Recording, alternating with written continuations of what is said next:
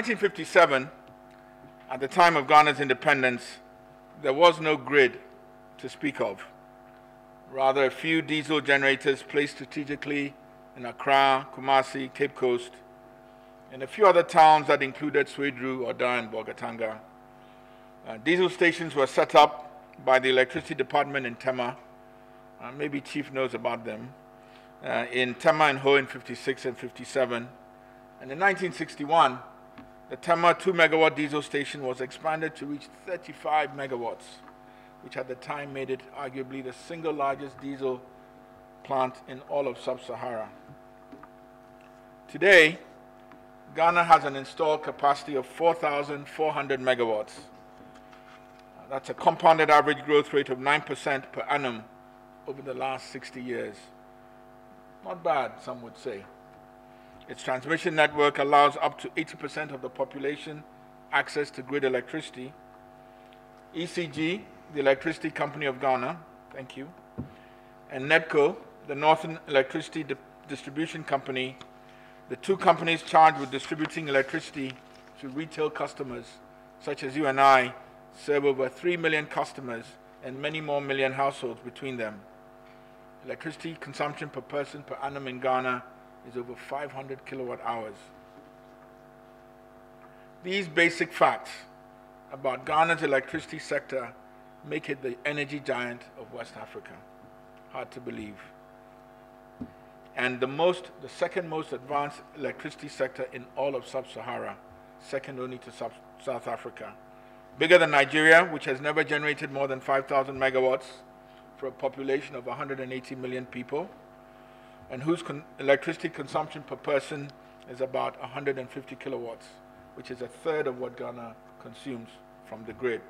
Bigger than Kenya, which, while having an economy a similar size to Ghana, has electricity access of less than 50% and consumption closer to 300 kilowatt hours per person per annum. So, putting it in context, we don't seem to be doing badly. Of course, we also know that when compared to South Africa and several North African countries, we fall far behind. South Africa has an installed capacity of 40,000 megawatts for a population that is not even 2 times the size of Ghana. And access in countries like Morocco and Tunisia is 99%. And we have not even stepped out of the continent. Most of us also know that Ghana's relative advancement in the electricity sector owes a great deal to the vision, commitment, and energy, no pun intended, of Ghana's first president, Kwame Nkrumah. Kwame Nkrumah was determined to modernize Ghana's traditional economy, and electrification held the key, as it had done for other modernizing economies around the world. Nkrumah's achievement of having the Akosombo Dam built and financed provided in one go, and at 588 megawatts, 10 times the country's requirement of 60 megawatts in 1964. A 200,000 metric ton per annum aluminium smelter was built soon after that in stages and completed in Tema as an integral part of Nkrumah's Volta River project. VALCO's need and payment for over 50% of Akosombo's electricity output enabled the dam to be financed and successfully operated by the Volta River Authority. For over 30 years, from 1964 to late 1998, thereabouts, the Akosombo Hydro Power Station provided 100% of the entire country's needs. It's a remarkable feat for one single investment. But now, or then, in the mid-90s, it was becoming clear that its output would no longer be enough. So we entered the period of power sector reform, and that started when the government of Ghana went to the World Bank in search for financing for the country's first thermal project, the 330 megawatt Takoradi 1 or TAPCO project. Power sector reform was to be a conditionality for financing, and the government seized the initiative when it issued the Strategic Framework for Power Sector Development Policy in 1994.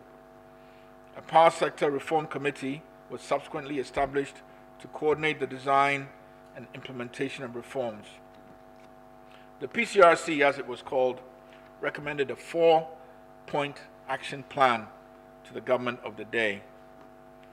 Point 1, introduce new legislation to establish a regulatory framework that would, inter alia, introduce explicit regulations, rules of practice, and standards of performance to cover all aspects of power sector operations. Point number 2, introduce competition in wholesale power supply transactions and introduce open access transmission services to facilitate competition in the supply of power. Point number 3, reorganize existing state-owned utilities to improve management accountability to corporate board of directors and recapitalize the power utilities through public-private partnerships and joint ventures. And finally, point number 4, introduce specific guidelines and procedures to ensure transparency in the setting of tariffs for the power sector. Don't these sound very familiar to us? From the work of the PSRC came sweeping reforms in the sector. The first, the enactment of the PRC Act 1997, Act 538. The second, the enactment of the Energy Commission Act 1997, Act 541. The registration of ECG, Electricity Company of Ghana, as a limited liability company, and taking over the assets and operation of the Electricity Corporation of Ghana at the time, and eventually the enactment of Act 691 in 2005, separating electricity system generation from transmission, and establishing the Ghana Grid Company, or GridCo, which was operationalized 3 years later in 2008. The registration of NEDCO, Northern Electricity Distribution Company, as a limited liability company actually also took place in 1997, but its operationalization was to take another 15 years to take place in 2012. So these were the insights and the impetus that drove power sector reform over 20 years ago. And the themes and the issues that were identified are very familiar to us. What has happened in that period since? I'm fast forwarding a little bit, but it's familiar to you. The power sector reform of the 90s was intended to break the rising trend of insufficient investment, inadequate power supply, relieve the overburdened finances of state organizations, and dramatically improve Ghana's fortunes in respect of the cost, delivery of, and access of power to its people. Ironically, since the reforms of 1990, the 90s, the country has experienced 3 major load shedding events: the 98 to 2000 crisis, the 2006 to 2007 crisis, and the most recent 2012 to 2015 crisis. The first 2 crises, 98 to 2000 and 06-07, were precipitated by low levels of the Volta Lake.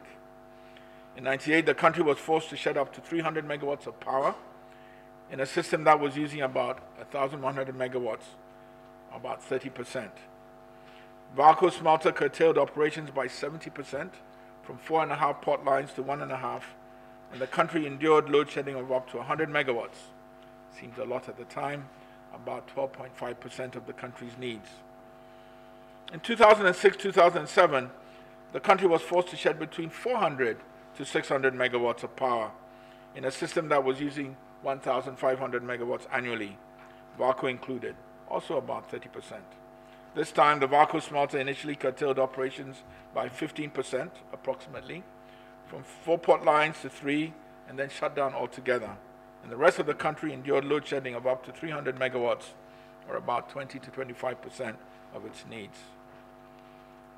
The initial load shedding that started in 2012 was caused by a ship's anchor severing the West African gas pipeline, immediately cutting off 200 megawatts of supply from the gas-fired only Sunon and Sogli plant. After 2013, with the pipeline now fixed, the country was somehow unable to stabilize supply for a variety of reasons and was forced to shed between 400 to 600, sometimes even more, of power in a system that was using about 1,800 megawatts, also about 30%. This time, the VRA smelter was running only 1 pot line, and consuming 600 gigawatt hours, and the rest of the country was bearing the full brunt of load shedding, now equivalent to over 30% of its needs. Why do I go through the trouble? What you see seems to be a pattern where at first it took 10 years to load shed, it became 5, and then it didn't stop. At first, VALCO was the cushion, then we had no cushion, and we bore the full brunt. What also seemed to happen as we moved from crisis to crisis, was that the period of time for load shedding actually increased from 1 to 2 years, 98, 2000, 06, 07, to 2012, 2015, and where it took 3, almost 4 years. So to the theme of today, Let There Be Light, I think really the background is, despite our efforts for power sector reform, despite very well thought through design, we somehow could not achieve what we had hoped to do. And we have to ask ourselves why that was. Very well thought through plans in the 90s, put together a regulatory framework, enacted the appropriate bills, and did exactly what we intended not to have happen. So let's talk about today, what is happening today and what it means for the future. So, in the last 24 months, the country has added close to 1,400 megawatts of new generation, taking us from just under 3,000 megawatts in 2015 to the current 4,400 megawatts. With the country's peak domestic demand hovering between 2,100 to 2,200, the system's reserve margin, that capacity cushion recommended to keep the system safe and reliable, is over 50%. After taking into account what is often called dependable capacity versus installed capacity, and well in excess of the 20% being used by Gridco to manage the system. In the next 24 months, an additional 1,000 megawatts is expected to come on stream, taking the country's installed capacity close to 5,500 megawatts. I think on the face of this sounds like very good news. We have more than enough capacity in the system to manage the load shedding years of yesteryear. And I suppose if managed well, we should be fine, or should we? But it has handed this new administration a novel situation. Rather than seeking new generation investment in projects in the electricity sector, government is actually exploring all the different ways it can delay generation. And as the Minister of Energy stated at the Ghana Energy Summit in June this year, this administration has reviewed over 30 signed PPAs, power purchase agreements, entered in between new investors and the ECG in this case, looking for all the different ways Ghana can avoid incurring an additional $700 million in electricity capacity charges that will come due if these projects all come online. So it's perhaps for these reasons that the government is placing a priority on the investment on renewable energy, which Ghana has very little of in the first place, and at which could be ideal in diversifying the country's energy mix, at the same time avoiding the high operational costs incurred running our traditional fossil fuel plants. The second phenomenon worth remarking today is what I would call stagnant demand and the high cost of electricity. Despite the addition of significant amounts of new electricity capacity, demand for electricity from the grid has barely moved over the last 5 years. Today, domestic peak demand, not including supply of power to VALCO and Togo Benin, is hovering between 2,000 and 2,100, maybe going up to 2,200. I got all my technicians from VRA to confirm or otherwise. But that's a level we reached 3, 4, 5 years ago. Now, in periods of load shedding, it is expected that you can't meet demand, so demand is going to be flat. And I looked at the VRA numbers recently and I saw that generation actually declined almost 10%, 8% to be specific, from an all-time high of 10,700 gigawatt hours in 2013 to 9,200 gigawatt hours in 2015, before it rose modestly to 9,800 gigawatt hours last year. But when we talk to the system operators, despite the addition of 1,000 megawatts in the last 12 to 18 months, Ghana's peak demand has barely inched up. And the reason is very simple. The cost of electricity has become too high. If one looks at the last gazetted prices for electricity issued by the PRC in July, you will see that the marginal cost of electricity for residential customers is approximately 1 cedi. To be exact, the energy charge is 97 pesos, almost 22 cents per kilowatt hour, and 1.6 cedis, or almost 37 US cents, for non-residential customers, such as hair salons, barber shops, small businesses like hotels. Little wonder that a trend has developed where small businesses, particularly hotels, are turning increasingly to the use of generators once their consumption hits that marginal level of 600 units per month. After all, the average use of a petrol-diesel generator, I'm told, is approximately 1.2 cedis, which is still 40% less than what ECG is charging customers.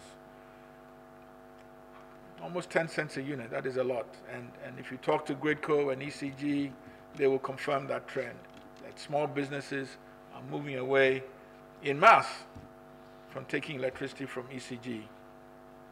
And sure enough, a recent study commissioned by USAID, which I have the good fortune to advise on, yet to be made public, and I apologize to USAID for saying so, they found a total of 60 megawatts of solar and over 400 megawatts of diesel that is currently being used by the Ghanaian public. This trend is understandable during the load shedding years when the Ghanaian public found the country's grid to be unreliable and inadequate for its needs, but now also too expensive. And it's easy to do the math. 460 megawatts of off-grid power is over 20% of the electricity system today, which is just over 2,000 megawatts. And this is what our system operators call suppressed demand, that Gridco, ECG, and Netco are looking to serve, but are currently unable. So let me get to what I would call the heart of the matter, which is what? I was asked the other day, what does the electricity sector need? It isn't crude oil or gas, it's money.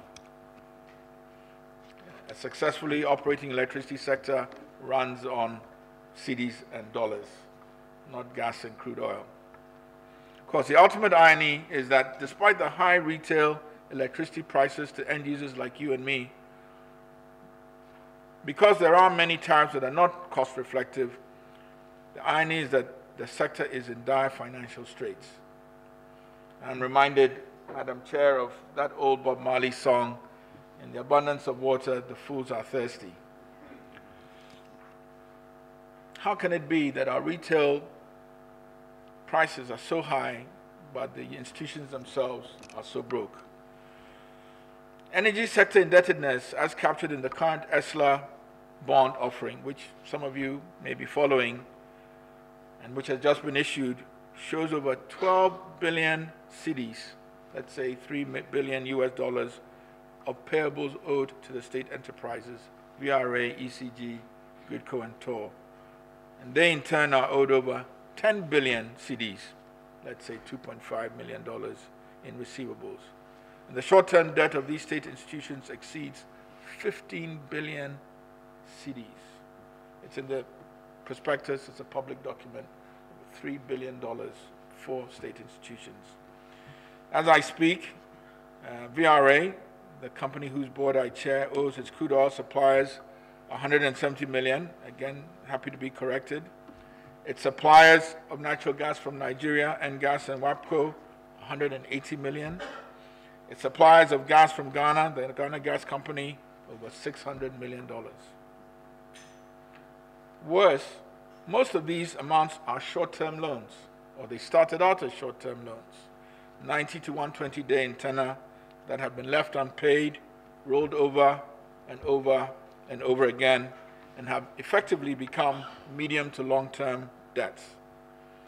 More specifically, they have become non-performing loans to the banks who lend them the money, both domestic and foreign, in the first place. And these banks with high NPLs means that they cannot give credit to other institutions that have nothing to do with the electricity sector. And it not just hampers VRA, it hampers other sectors of the economy that have nothing to do with power. On its part, VRA, its short-term lines become choked, and if government doesn't come to its aid, VRA is unable to procure the next cargo of crude oil or buy the next tranche of gas from Nigeria or Ghana with which to produce electricity. And I think it's fair to say this situation characterized much of the situation that prevailed in the most recent load-shedding years between 2012 and 2015, when the country had officially enough nameplate capacity to produce power, but did not have the funds to buy either the crude oil or natural gas with which to supply the thermal plants. If those of you who followed the paper, WAPCO issued an injunction not to supply, despite all their force majeure problems, because they hadn't been paid and their debts had risen up to 180 million. And the stories go on and on. Happily, or fortunately, the crisis came to a head at the end of 2016, when government, along with the Ghana Association of Bankers, formulated a plan and created a vehicle that initially took over 2 billion cedis, over $500 million, off the books of the country's domestic banks in what was called Phase 1, addressing mostly VRA's indebtedness directly, but with the aim to implement Phase 2 this year with a current 10 billion cedi ESLA bond offering to address all other institutions' indebtedness, which is now taking place.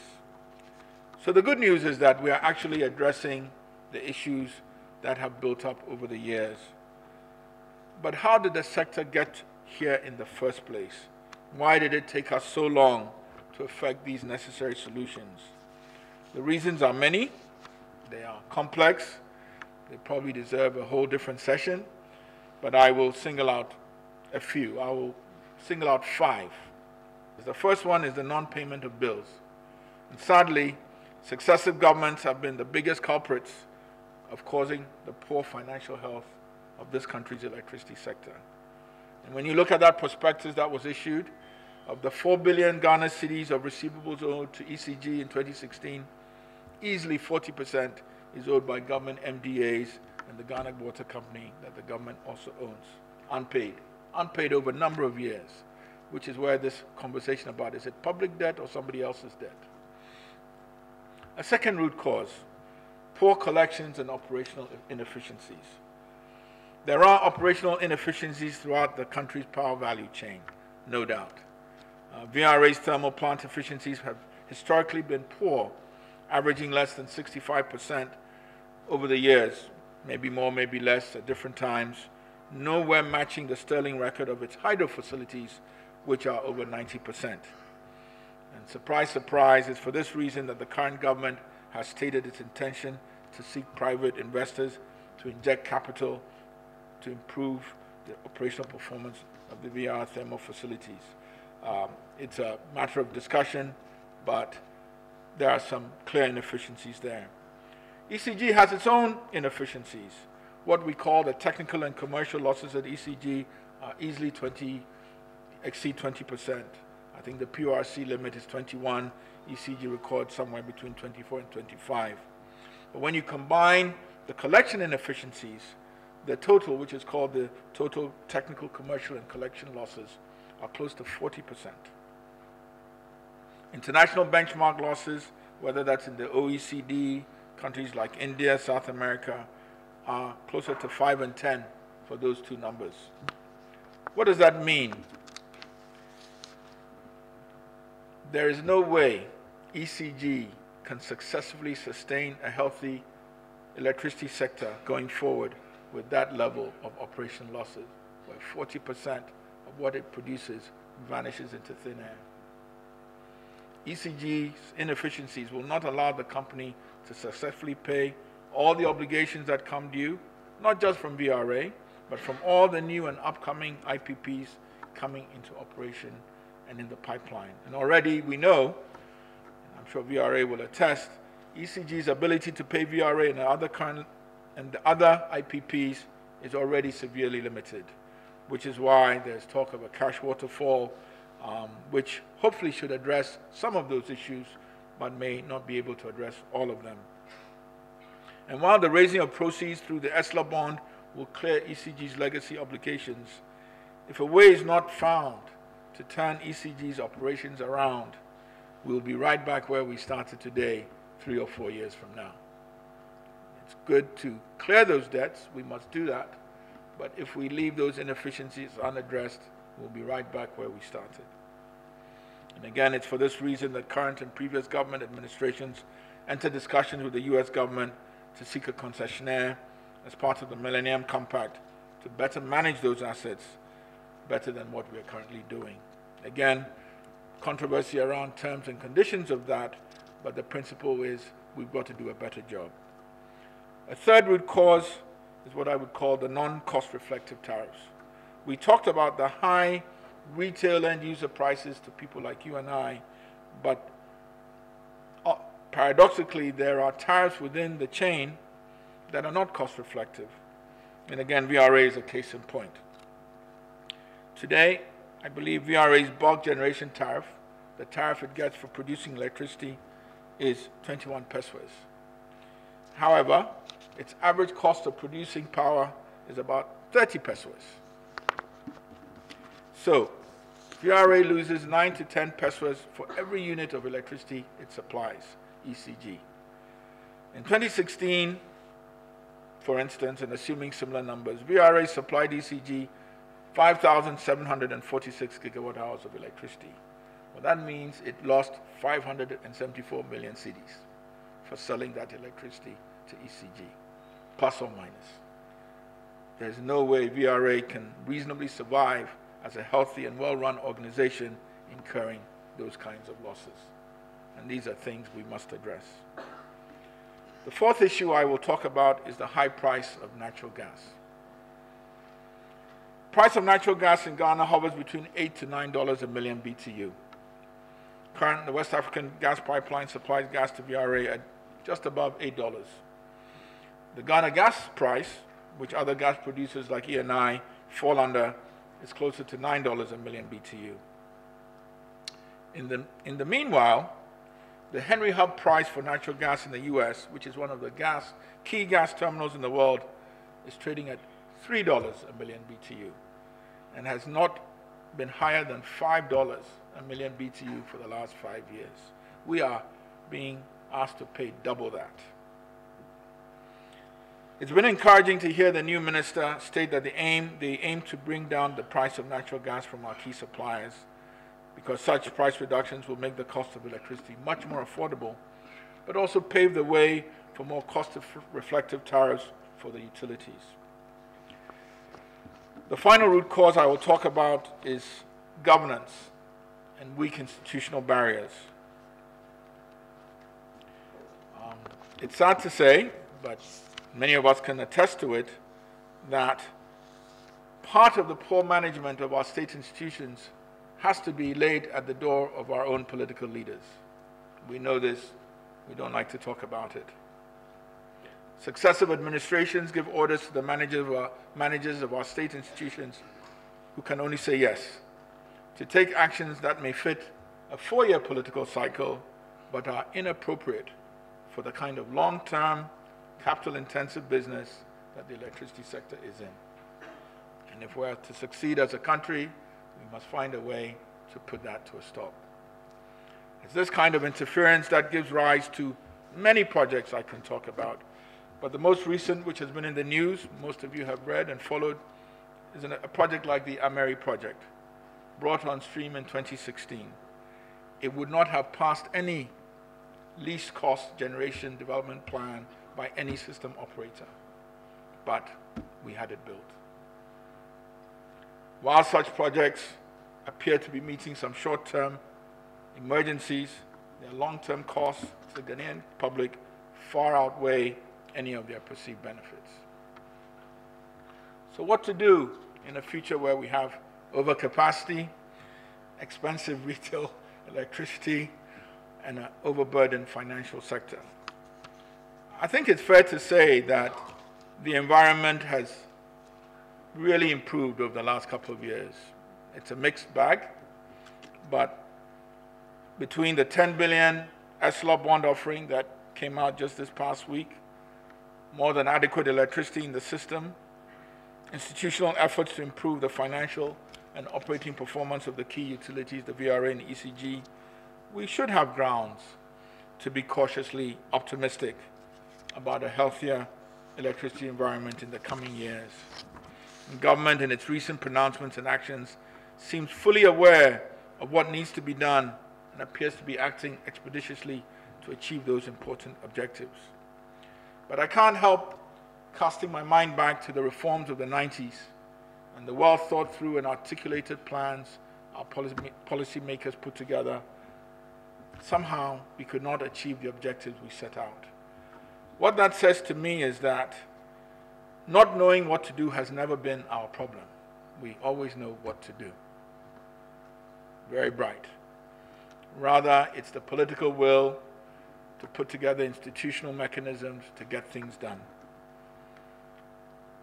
First, to provide the vision, often between warring institutions, fighting unimportant turf wars, sometimes taking difficult decisions.